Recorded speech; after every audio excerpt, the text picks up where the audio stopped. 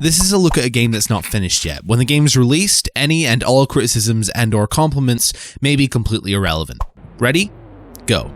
I've never previewed a game in this way before, but Songbringer is releasing probably this year, though there is no set release date, and I got access to this game a couple weeks ago, so it seemed like I should do something about it, especially since Songbringer is a really interesting game, and it just went into beta a few days ago.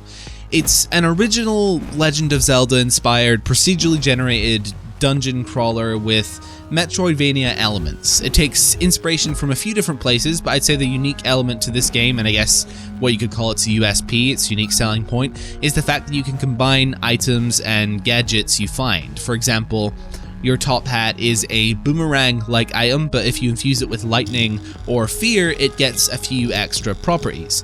I'll get into that a bit more in a sec. First, I want to talk about the style of the game. This is one of those games where, as a person without a keen eye or with no real experience designing or animating, it'll probably look simple with not too much to it. The truth is, the real beauty of this game comes out in the subtlety of the animations. As an example, you have this little robot buddy that follows you around, and the animation where he scans stuff is really fluid, along with when your character swings his sword or throws his top hat, etc. These are backed up by some really awesome sound effects. Your main sword has this hum to it that makes it feel almost electrical or light-based in some way, which I think it's supposed to be since it's called the Nano Sword. The only thing is, with the way the game is at the moment, there are some missing animations, or at least I feel there are.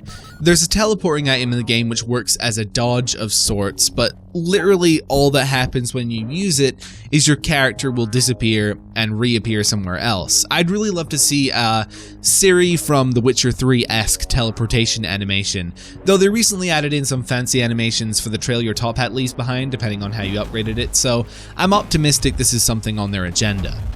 On the topic of combining items, there needs to be more. And again, I'm optimistic that there will be more, but what I mean specifically is more creative combinations. Right now, you can only really combine your main weapons with different elemental upgrades, like upgrading your bombs with fire or acid, or your top hat with lightning or fear. I'd really love to see the ability to make crazy combinations, like sword and top hat, or bombs and sword, or bombs and teleportation orb, etc. The problem, at least right now, is in the replayability. The items do pretty much the same thing regardless of what you infuse them with. I personally want to see a pool of 10 to 15 items that can all be combined with one another. If they could accomplish that and implement it in a way that really shakes up the gameplay, I would be ecstatic. We can't talk about replayability though without mentioning procedural generation. You want to hear the problem I have with procedural generation a lot of the time? Are you ready? My news. I love talking for my channel. I want to thank you for knowing, and I really love making this seemed like a perfect fit, in my opinion, on different aspects of video games. Same as why I rushed this video, taking the time to watch. So talking about my video games, did you catch any of that?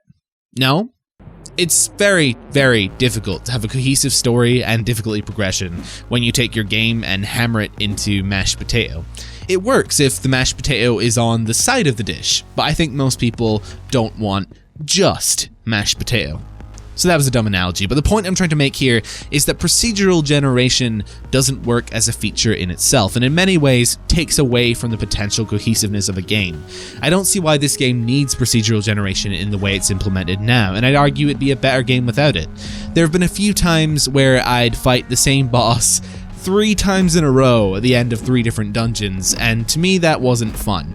I don't get any enjoyment out of having all of the dungeons in different places whenever I start the game either, because then the game length is being artificially lengthened simply because I can't find the first dungeon, and therefore makes it take longer for me to find the part of the game I love the most, the items. I think the procedural generation should only apply to the dungeon layouts and the items you get from the dungeons. I'd like to see random bosses, for sure, but I'd rather that there was 1 or 2 possible bosses for each dungeon than fighting the same dude 3 times in a row because of RNG. I also think that while the designs of the bosses are awesome, really they're just a spam your sword fest a lot of the time.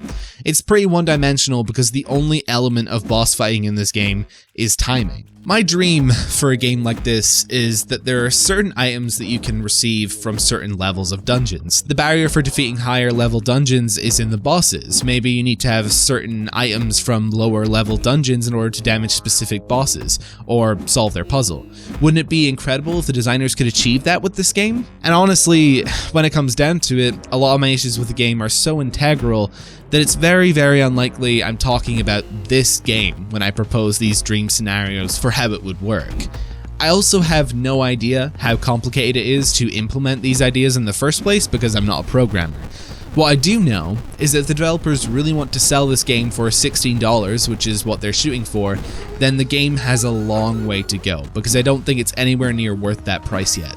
The developers push this idea of replayability with the game when they say things like explore 308 million procedurally generated worlds on their Steam page, but right now I don't want to go back and play it.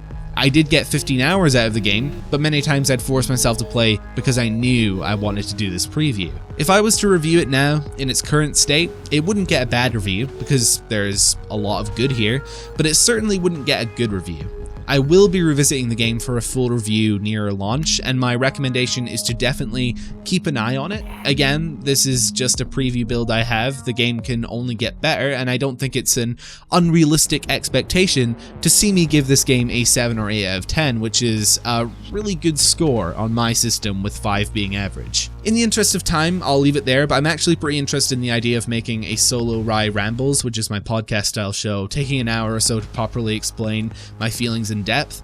I feel like in particular I skimmed over a lot of the positives in this video, so all I can promise is that this won't be the last time I talk about Songbringer, for sure. Thanks very much for watching. If you felt this was an interesting preview, I ask that you leave me a like. If not, that's cool. Leave a dislike guilt-free. Interaction, whether that's positive or negative, is useful to me.